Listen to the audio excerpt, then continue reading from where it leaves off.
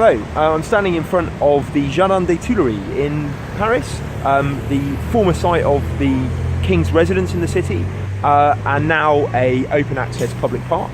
And I'm stood by a information board for tourists that's been placed here, and I won't make you try and read it, because I think that's going to be too difficult. But basically, just to summarise it, it tells you when it was made, when it was constructed, Palace in 1561, the fact that it was then used as a royal residence, and that it was destroyed by fire in 1871. And that's it. According to this sign, that is the entire useful history of the Tuileries Palace.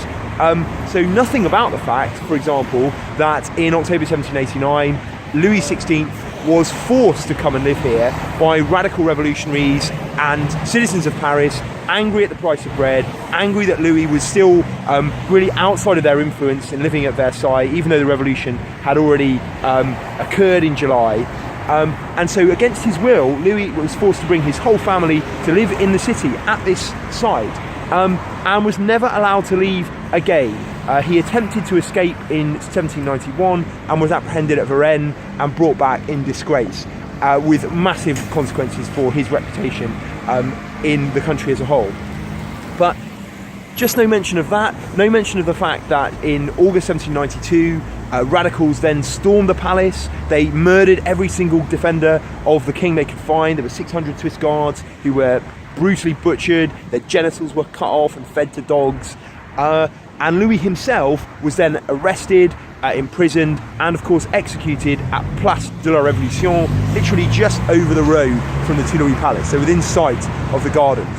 And then in 1871, the palace wasn't just set on fire by accident. It was deliberately burned to the ground by a new wave of revolutionists in the city who said publicly, the last vestiges of royalty are being destroyed. So there is so much here that is resonant about the contradictions in modern France and what kind of country it wants to be.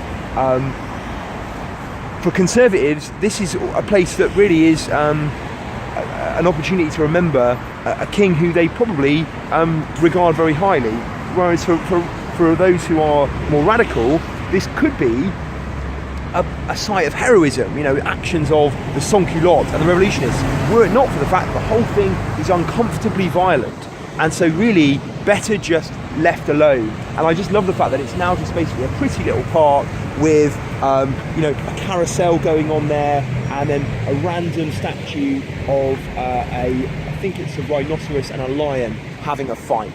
So why not? If you're going to forget, do so in style.